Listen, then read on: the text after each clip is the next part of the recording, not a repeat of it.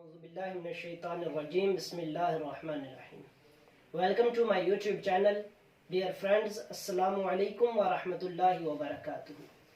تو دوستو، آج کی ویڈیو میں ہم جس موضوع کے بارے میں بحث کریں گے وہ ہدایہ شریف کا کتاب الطلاق ہے. تو انشاءاللہ تعالی ہمارا طریقہ کار یہ ہوگا کہ پہلے ہم عبارت کا ترجمہ اور اس کا اعراب پڑھیں گے اور اس کے بعد ہم بعض مسائل کی وضاحت کریں گے. تو آئیے دوستو، پہلے ہم اس عبارت اور اس کا ترجمہ کرتے ہیں اور بعد میں انشاءاللہ تعالی مسائل کی وضاحت کریں گے. بسم اللہ الرحمن الرحیم. کتاب الطلاق. قال الطلاق علی ثلاثۃ اوجہ.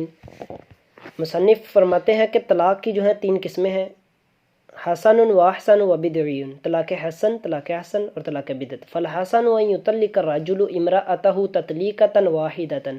طلاق حسن یہ ہے کہ آدمی جو ہے وہ اپنی بیوی کو ایک طلاق دے، فی طہرن، ایک طہر میں، لم یجامعھا فیہ، جس میں اس نے جماع نہ کیا ہو، ویترکھا حتی تنقضی عدتھا، یہاں تک کہ اس کو چھوڑے رکھے یہاں تک کہ اس کی عدت گزر جائے. اب اس احسن ہونے کی وجہ لأن صحابہ کانوا یستحبون، اس کی وجہ یہ ہے کہ صحابہ کرام جو ہے وہ اس کو پسند کیا کرتے تھے، اللہ یزیدوا فی الطلاق علی واحدۃ حتی تنقضی العدۃ، کہ ایک طلاق جو ہے اس پر زیادتی نہ کی جائے یہاں تک کہ عدت گزر جائے. وأن هذا أفضل عندهم من أن يطلق الرجل ثلاثا عند كل طہر واحدۃ. یہ صحابہ کے نزدیک افضل ہے اس طلاق سے کہ انسان تین طلاقیں دے ہر طہر میں ایک طلاق. وَلِأَنَّهُ أَبْعَدُ مِنَ النَّدَامَةِ وَأَقَلُّ ضَرَرٍ بِالْمَرْأَةِ. اور دوسری وجہ یہ ہے کہ یہ طلاق جو ہے یہ ندامت سے بھی بہت دور ہے اور اس میں عورت کے لیے تکلیف بھی نہیں ہے. وَلَا خَلَافَ لِأَحَدٍ فِي الْكَرَاهَةِ. اور اس طلاق کے مکروہ نہ ہونے میں کسی کو کوئی اختلاف نہیں ہے. وَالْحَسَنُ هُوَ طَلَاقُ السُّنَّةِ وَهُوَ أَن يُطَلِّقَ الْمَدْخُولَ بِهَا ثَلَاثًا فِي ثَلَاثَةِ أَطْهَارٍ. طلاق حسن یہ ہے کہ انسان، اور اس کو طلاق سنت بھی کہتے ہیں، اور یہ ہے کہ انسان مدخول بہا، عورت جو ہے اس کو تین طلاقیں دے تین طہروں میں. اور امام مالک فرماتے ہیں، قال مالک انہ بدعۃ، کہ یہ طلاق جو ہے یہ طلاق سنت نہیں بلکہ طلاق بدعت ہے. ولا یباح الا واحدۃ، اور ایک ہی طلاق دینا مباح ہے. لأن الاصل فی الطلاق هو الحصر، کیونکہ طلاق میں اصل جو ہے وہ ممنوعیت ہے. والاباحۃ لحاجۃ الخلاص، اور ایک طلاق کا مباح ہونا یہ چھٹکارا حاصل کرنے کی حاجت کے لیے ہے. وقد اندفعت بالواحدۃ، اور وہ حاجت جو ہے وہ ایک طلاق دینے سے پوری ہو گئی. ولنا، اور ہماری دلیل قولہ علیہ السلام، آقا علیہ الصلوۃ والسلام کی حدیث مبارکہ ہے، فی حدیث ابن عمر، جو حضرت ابن عمر سے مروی ہے، ان سنت ان یستقبل الطہر استقبالا، کہ انسان جو ہے وہ طہر کا انتظار کرے، فیطلقھا لکل قرء تطلیقۃ، تو پھر ہر طہر میں ایک طلاق دے دے. ولأن الحکم یدار علی دلیل الحاجۃ، اور دوسری وجہ یہ ہے کہ جو حکم ہے کسی چیز کا بھی وہ حاجت کی دلیل پر اس کا دار و مدار ہوتا ہے.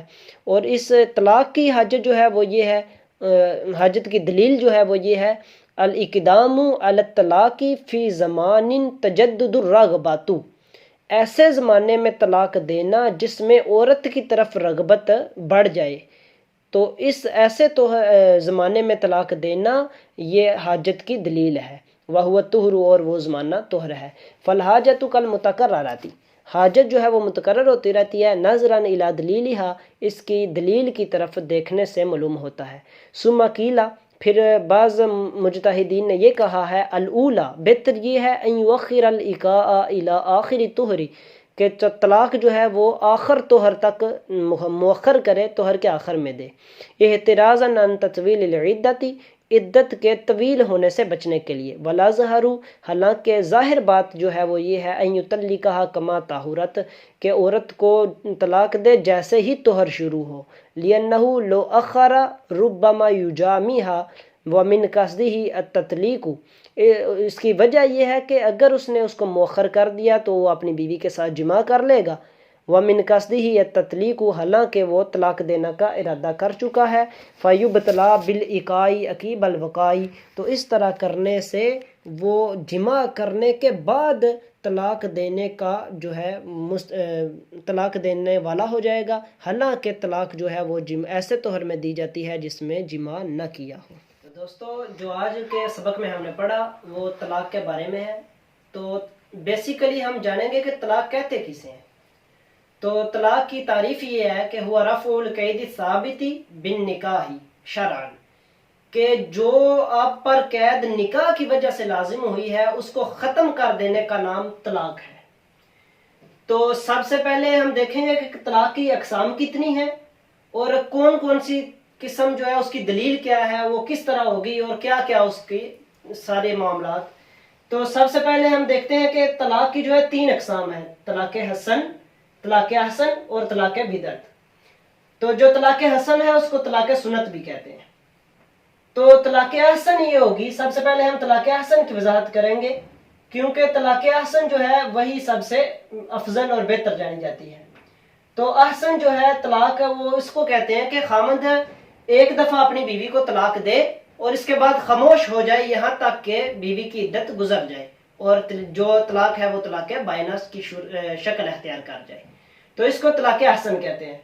اور یہی سب سے بہتر ہے ان دونوں کی نسبت، کیونکہ طلاق احسن جو ہے اس کے بہتر ہونے کی وجوہات 2 ہیں۔ سب سے پہلی وجہ ہے کہ صحابہ اکرام جو ہے وہ طلاق احسن کو سب سے بہتر جانتے تھے، اور صحابہ جو ہے وہ یہ بہتر جانتے تھے کہ آدمی ایک طلاق دے اور اس کے بعد خاموش رہے یہاں تک کہ اس کی عورت کی جو ہے وہ عدت گزر جائے، اس کے بجائے کہ وہ طلاق حسن جو ہے جس میں ایک طلاق دی جائے، اس کے بعد اگلے توہر میں پھر طلاق دی جائے، اس کے اگلے توہر میں پھر طلاق دی جائے، اس سے بھی صحابہ بہتر جانتے تھے کہ انسان ایک طلاق دے اور اس کے بعد خاموش رہے یہاں تک کہ عورت کی عدت گزر جائے۔ اور اس کے بہتر ہونے کی اور افضل اور احسن ہونے کی دوسری وجہ یہ ہے کہ یہ ندامت سے بہت دور ہے۔ ندامت کا ہم سمجھیں گے، ندامت کسے کہتے ہیں؟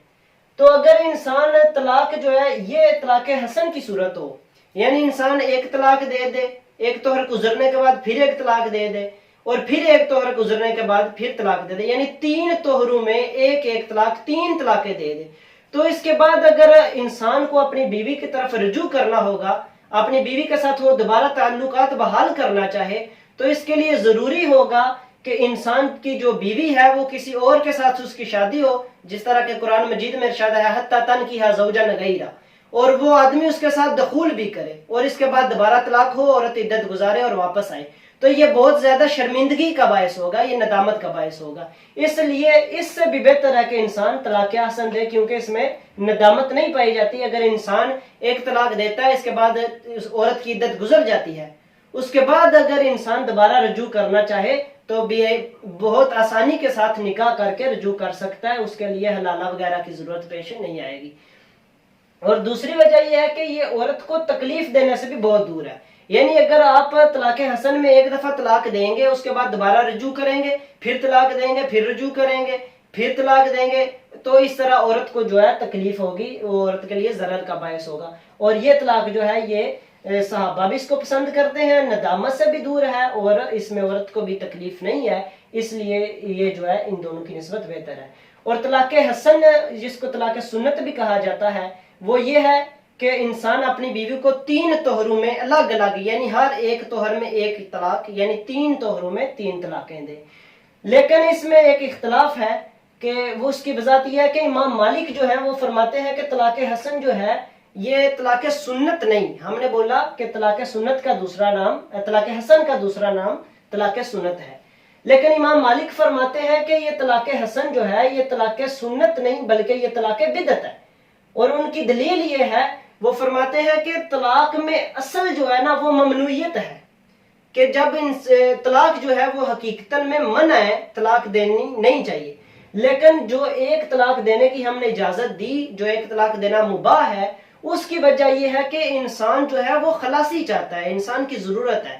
اگر انسان کے میاں بیوی کے آپس میں تعلقات بہتر نہیں تو وہ آپس میں ایک دوسرے سے چھٹکارا حاصل کر سکتے ہیں، تو اس حاجت کے پیش نظر ہم نے ایک طلاق کو مباح قرار دے دیا۔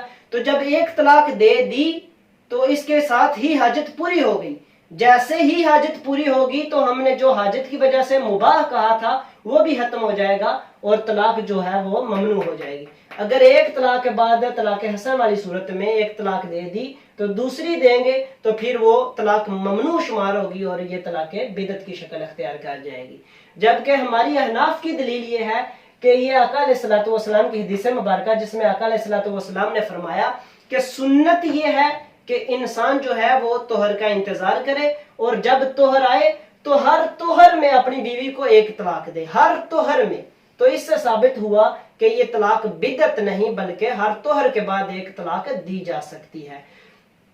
تو اس میں ایک اور مسئلہ جو ہے وہ ذرا غور طلب ہے, جس میں تھوڑی سی بحث ہے. وہ یہ ہے کہ بعض جو مجتہدین ہیں انہوں نے کہا ہے کہ طلاق کو طہر کے شروع میں دیا جائے گا اور بعض نے کہا کہ طہر کے آخر میں دیا جائے گا. دونوں کے دلائل جو ہے وہ دیکھے جائیں گے کہ کیوں انہوں نے اس طرح کہا. تو جنہوں نے یہ کہا کہ طلاق جو ہے وہ طہر کے شروع میں ہی دے دینی چاہیے, آخر میں نہیں دینی چاہیے, ان کی دلیل یہ ہے کہ اگر ہم طلاق کو طہر کے آخر تک مؤخر کریں گے تو انسان جو ہے وہ اپنی بیوی کے ساتھ اپنی بیوی کے ساتھ جمع کر سکتا ہے. تو جمع کرنے کے بعد اگر وہ اس نے ارادہ کر لیا ہوا ہے طلاق دینے کا تو پھر وہ اپنی بیوی کو جمع کے بعد طلاق دے گا. حالانکہ بہتر یہ ہے اور احسن اور سنت طریقہ یہ ہے کہ انسان ایسے طہر میں طلاق دے جس میں اس نے جمع نہیں کیا.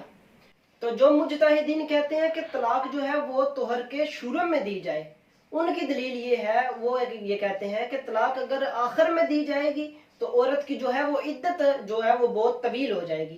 تو عورت کی عدت کو طویل کرنے سے بچنے کے لیے بہتر ہے کہ انسان طہر کے شروع میں طلاق دے دے.